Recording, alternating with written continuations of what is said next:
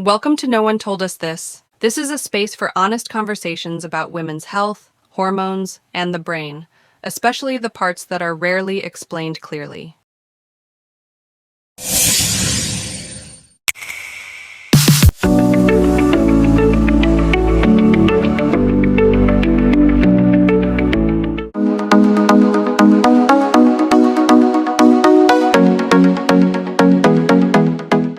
Welcome to No One Told Us This. This is a space for honest conversations about women's health, hormones, and the brain, especially the parts that are rarely explained clearly.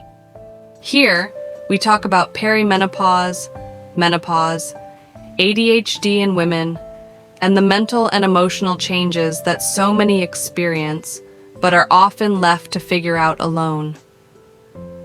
If you've ever felt confused, dismissed, or like something changed without warning, you're in the right place. Because you're not imagining it, and no one told us this. If you're a woman in midlife and you've gone to a doctor, a therapist, or even a well-meaning friend and tried to explain that something feels wrong, there's a good chance you were told it's stress, that you're doing too much, that life is busy, that you need more rest, better boundaries, or a holiday. And while stress is very real, that explanation often doesn't tell the whole story. Because many women know stress. They've handled stress for decades. They've raised children, built careers, managed households, cared for others, and navigated complex emotional landscapes. Stress isn't new.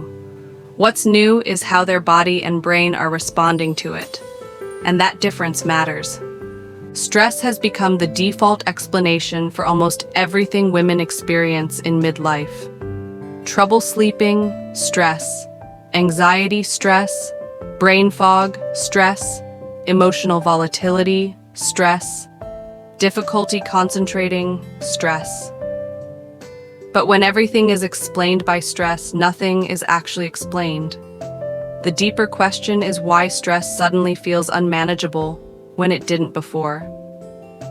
The truth is that hormonal changes fundamentally alter how the body processes stress. During perimenopause, fluctuations in estrogen and progesterone affect the nervous system and the stress response system. The brain becomes more sensitive to stress signals, and recovery from stress takes longer. This means that even normal, everyday stressors can feel overwhelming. Cortisol, the primary stress hormone, doesn't act in isolation. It interacts closely with estrogen. When estrogen levels are stable, the body is better able to regulate cortisol. But when estrogen fluctuates unpredictably, cortisol responses can become exaggerated. The body reacts more strongly to stress and stays activated for longer periods of time. This is why women often describe feeling constantly on edge, or like they can't relax, even when nothing particularly stressful is happening. Their nervous system is stuck in a heightened state of alert. It's not a mindset problem, it's a physiological one. Another layer that's often missed is cognitive load. By midlife, many women are carrying more mental responsibility than ever before. They're managing work demands, family needs, emotional labor, and long-term planning, often all at once. Cognitive load uses the same brain resources that are already under pressure from hormonal change. When estrogen fluctuates, the brain becomes less efficient at filtering information and prioritizing tasks. This makes everything feel heavier. Decisions feel harder. Small tasks feel draining. And because this change is gradual, women often don't realize how much strain their brain is under until they hit a wall. This is where the stress explanation becomes particularly harmful. When women are told it's just stress, the implied solution is to cope better, to be more resilient, to manage time more effectively. But if the underlying issue is that the brain's capacity has temporarily changed, those solutions can feel impossible to implement. Many women respond by pushing harder. They force themselves to keep up. They override exhaustion. They ignore signals from their body and brain. And for a while, that might work. But eventually, it stops working altogether. This is often the moment women describe as burnout, breakdown, or hitting a wall. What's rarely acknowledged is that this isn't a failure of character or effort. It's a mismatch between expectations and biological reality. The body and brain are asking for adaptation, but the external world keeps demanding the same output as before. Emotionally, stress during perimenopause can feel different as well. Anxiety may feel sharper, more physical, or more constant. Worry can feel harder to switch off. Emotional reactions may feel disproportionate to the situation. This can lead women to question their emotional stability or mental health.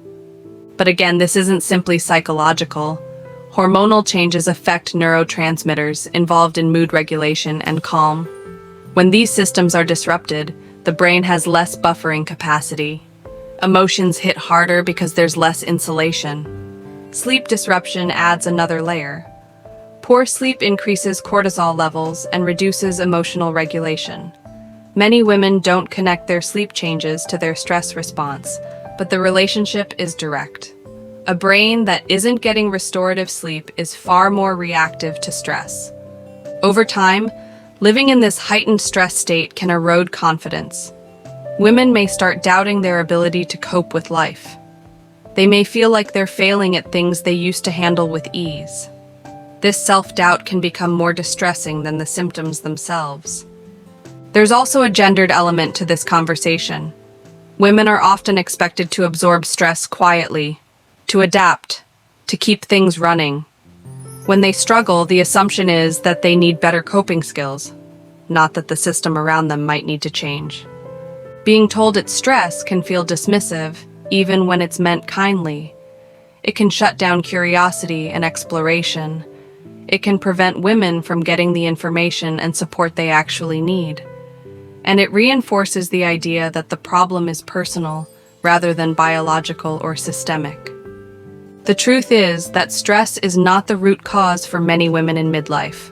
It's the amplifier. Hormonal changes lower the threshold at which stress becomes overwhelming. The same amount of stress now produces a much stronger response. Understanding this changes everything. It allows women to stop fighting themselves, to stop asking why they can't cope the way they used to stop interpreting their experience as weakness. It opens the door to a different question. Not how do I push through this, but what does my brain need now? That shift alone can be profoundly relieving. This might mean adjusting workloads, changing expectations, prioritizing recovery, or seeking medical guidance that acknowledges hormonal impact. It might mean learning new ways to support nervous system regulation, but none of that can happen if the only explanation offered is stress. You are not overreacting. You are not failing at life. Your nervous system is responding to real biological changes. And those changes deserve to be understood, not minimized. Everyone says it's stress. But the truth is, stress feels different when your hormones change. And that difference matters. If this video resonated with you, know that you're not alone in this experience. So much of what women go through during midlife is real, biological, and valid, even when it isn't well explained or widely acknowledged. You can check the video description for additional information, references, and occasionally free resources or tools that may help you understand what's happening a little more clearly. From time to time, we also share products or supports we genuinely believe may be useful when appropriate. Thank you for spending this time here and for being part of a conversation that so many women were never invited into. This is No One Told Us.